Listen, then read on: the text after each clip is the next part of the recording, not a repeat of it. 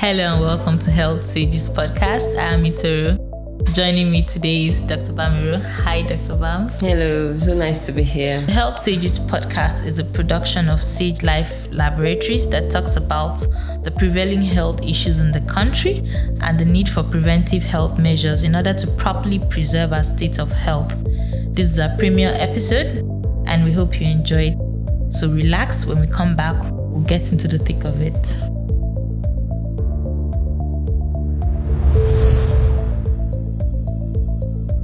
Welcome back to Health Sages podcast, a production of Sagelife Laboratories. As we said earlier, we'll be discussing prevailing health issues that affect us and the role preventive health measures play in enhancing our health. Today, our focus will be on cancer. As the month of February, we've all been discussing on cancer. So we'll just discuss a little bit on cancer with Dr. Bams and just say a few things, right, Dr. Bams? Yes. Okay. So, what actually is cancer? Okay. Actually, there are so many things that people don't understand when the issue of cancer is brought up. Right? So, as an introduction, simply saying to the layman, cancer is just a growth to the layman, but in actual fact, cancer cells are an abnormal proliferation of cells within the body. We could have them in organs, we could have them in the blood, we could have them anywhere. So basically, So it's basically like saying one cell growing abnormally, yes, and it could be in any part of the body. Yes, you're right. So the cell goes out of control of the normal body. The body itself has control measures to keep cells in check. And if a cells wants to go bizarre, the body knows how to destroy it. But actually, these cells don't. They have so many mechanisms by which they evade the body's system of killing them off. Over time, they've evolved. So they grow rapidly, they multiply, and then they manifest in different ways within the body depending on where they are found. So in a large proportion of people, you see them as growths. Growths, okay. So people see different growths, and that brings us to the issue of the types now. Yeah, types of.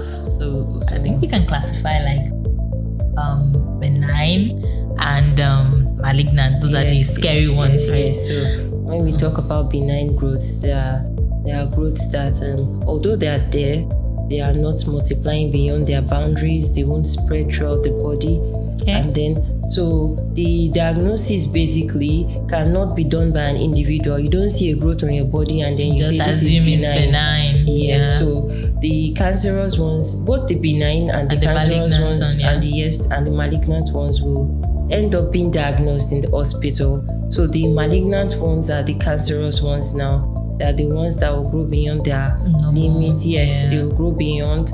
They will extend to the whole body, and then they cause issues. Yes. So there's some funny myths about cancer, like people have some funny beliefs. I know, for example, like there's a stigmatization, like, oh, don't go near someone who has cancer. It could be contagious and all of that. Yes. So I don't know. So yes, you're right. In the society, a lot of people have so many doctors in their houses. They have neighbors that will give them information that are not true. Yeah. So a lot of times when people hear cancer, they run. They're like, okay, they've told them that once you operate something that is a growth, you're going to die. So the fear of death at times, they'll push them out of the hospital. They don't just run home. Just run home and stay there. Yes, a lot of times they hide it, and until it becomes something they can't hide anymore, and then they have to be taken down to the hospital. Okay. Then at times people believe that cancer care cost is so expensive. So when they hear cancer, their financial implication of it, their mind automatically switches to millions and millions spend a lot of money. Naira. Yes, but what they don't know is that early detection is key. Once you're able to detect it early, then even you can get it treated. Yeah, you can take it out. Yes, you can get it. You could have a cure at early stages. So that belief is one that people should remove from the society. It's a very bad one. Then aside from that, people put in the God factor first. They don't know that the God factor is supposed to be combined with the hospital factor. Yeah. You should believe in God, fine, we accept that. But you should not now neglect the hospital where you can be diagnosed, the type of cancer can be picked, exact managements can be put in place. Then the God factor comes in and everybody's okay. So it's more like you're balancing the two. Yes, so yes. You treat and then you pray to God to heal help you and Yes. So that goes a long way in helping our people. Then to know exactly where to go is a key factor. Yes. A lot of people will have started on herbs, will have started at different places before they end up being referred to a tertiary institution. Who knows, by then it's spread. Exactly. And by then, so you will hear the myths of if you enter LASUTH, if you enter LUTH, you're going to die.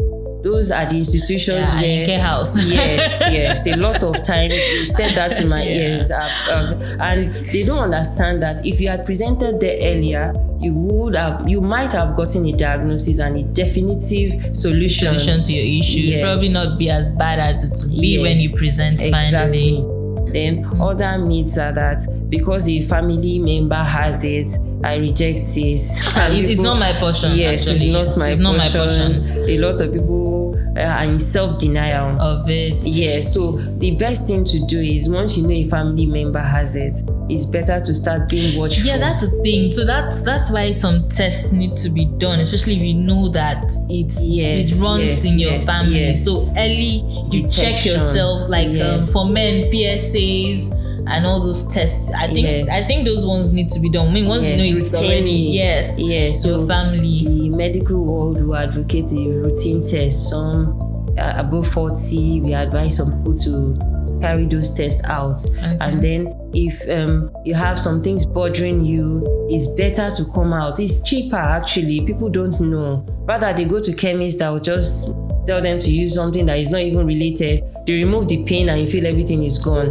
But what caused the pain is actually still there. Another thing is most people Google a lot these days, and then when you just Google symptoms and be like, it has to be this or it has to be that, and it's kind of misleading because even though Google is your friend, as most people would say, but I think it's still best to go to the doctor and then you'd see, because not every headache is a paracetamol kind of headache. Yes, you're right. So as much as useful the information on Google is, it still doesn't represent your doctor. Exactly. It still will not diagnose your symptoms. So many things, like you said, an headache, 1001 diseases might present with headache. Exactly. And yet you go and Google it and you get scared.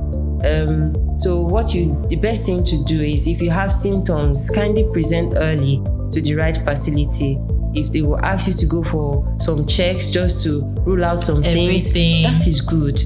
So you rule out some things and you rule in some things, but that has to be done by a medical practitioner. It is not to be done by a neighbor, and it's not to be cured by herbal mix. So those are the mistakes people make. Take and I need to be fine. Yes. So there are so many herbal mixtures out there, and you'll be surprised as to what they mix what are in these mixtures. Yeah, you never can even tell. Just they could further worsen what is existing. Yeah. So in as much as we should try to be safe, we need to watch our health, be careful, notice different things happening in our body. If they go out of the normal, please don't hesitate. Always look for medical care at the right places. I think it will actually be better when you get to the hospital and then you feel this, like your relief that, this is not what it is, or this is what it is, than to just stay at home and say, no, what I don't know will kill me. Because these days, what you don't know actually kills you. Yes, that's a mentality that we need to instill in people. You don't just say, when I go to the hospital, I have to sit down and wait.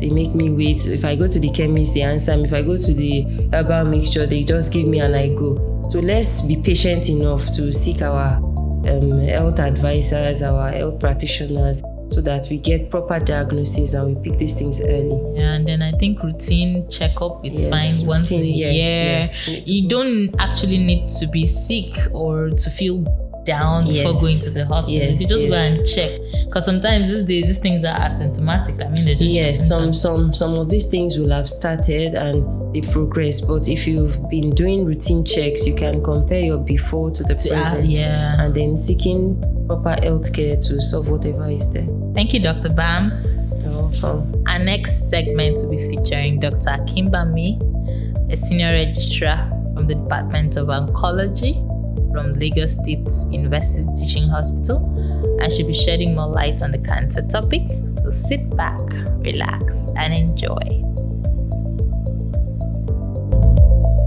Hello, I'm Dr. Akinbami Omobolale Taofiqoh. I work at LASUTH, Lagos State University Teaching Hospital, and currently treat cancer patients with the use of chemotherapy, targeted therapy, and radiotherapy. Basically, cancer care is quite interesting to deal with, but at the same time, it could be very, very, very, very disturbing. Disturbing because most of our patients do present late, and this could be due to several reasons. However, to start with, cancer basically, it's like an abnormal growth of cells that tend to grow rapidly, and they tend to also metastasize. By metastasis, I mean they can spread to other adjacent structures or structures that are distant from their primary sites. So basically, the cause of cancer is unknown, but there are, however, some risk factors that are associated with cancer.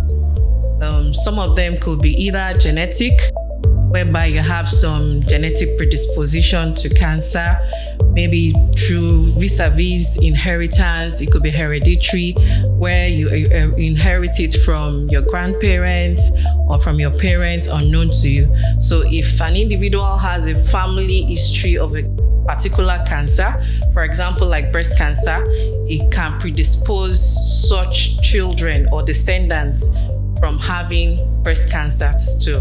Also, cancers could occur sporadically, meaning it could just occur without a known cause, and this is usually the majority that we see around us. If there are, however, risk factors associated with such cancers. We could have risk factors such as intake of alcohol, smoking, history of smoking, infections like HIV infection, hepatitis infection, where you could have cases of patients coming down with hepatocellular carcinoma that involves cancer of the liver. There are also several factors like obesity, so patients taking high fat intake or intake of red meats. So that's why we always advise and encourage to eat healthy and also to exercise a lot. There are some myths that are associated with cancer. Myths in the sense that they are not true. Some people say when you take some certain foods, you are prone to having cancer, or with the use of microwave. Such machines or such instruments like a microwave, there are non-ionizing radiations coming from it, so it doesn't tend or it doesn't predispose patients to cancers. There are actually some other things that could also cause cancers. So basically, the key to cancer care is prevention. Cancer, when caught early, could actually be cured if it's in the early stage, and depending on the stage and also the site of cancer. For example, patients with breast cancer presenting early, maybe with a stage 1 or a stage 2 disease, or cervical cancer, which is basically cancer involving the cervix, if picked early, could actually be cured. So we advise and encourage patients to go through regular screening methods. Like for the cervical cancer screening, it's one of the preventable cancers that one could have if caught early. So with regular screening with the pap smear, we talk about pap smear, but I'm sure a lot of people don't, our attitude towards prevention and screening program in this part of the world, it's quite alarming. Maybe because a lot of patients pay out of pocket, and due to ignorance, and also access to quality healthcare and diagnostics. But we encourage patients to try to screen and try to present to the hospital when they notice any abnormal symptoms in their body. Also is the fact that due to the lack of awareness about these cancers, patients also tend to ignore some sinister signs and symptoms, and so it is advised that we try to screen regularly. For the breast cancer, we encourage patients to screen with the mammogram, use of mammogram, which is a diagnostic tool, which helps to pick the breast cancers early, and preventing patients from presenting late with advanced disease, knowing fully well that when picked early, they could actually be cured. Also is the prostate cancer, which is a cancer that usually occurs in men, and it also could be picked when screened. There's something we call the PSA. Once a man goes to the hospital and gets this PSA done, you could actually pick it early and could actually distinguish it from what we call benign cancers from malignant cancers. So basically, prevention with screening methods, regular checkups. We talk about the self-breast examination, looking at yourself in the mirror, using a breast to compare the other breasts would also help as a means of screening modality, all in the bid to help prevent cancer and pick it early, even when it is noticed or when it is seen.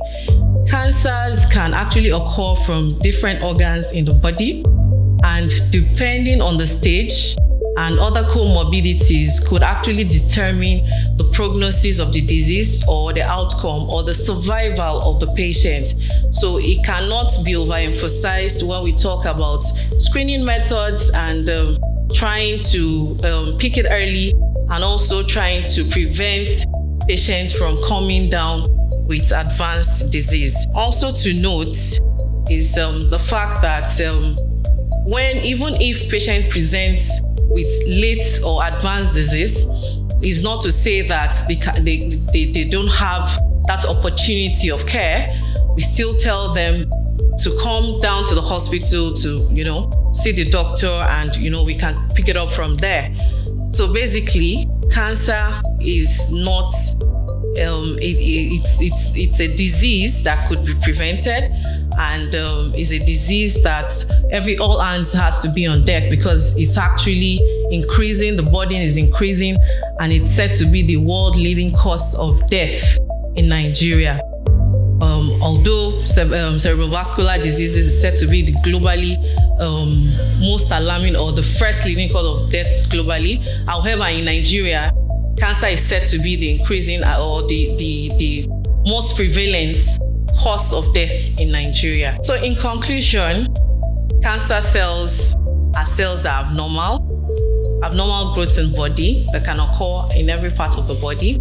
There are risk factors and the cause is unknown, but could be, when picked up early, you could actually get cured, and that is why we emphasize on early detection, proper and regular screening exercises for each individual, and of course, if you notice any sinister symptoms, then go straight to the hospital and get your care. Thank you for watching today's episode on Health Sages Podcast. Stay tuned for the next episode. Don't forget to follow us on our social media handle: Instagram at Sagelife Laboratories, Facebook Sagelife Laboratories, and Twitter Sagelife Laboratories. Thank you.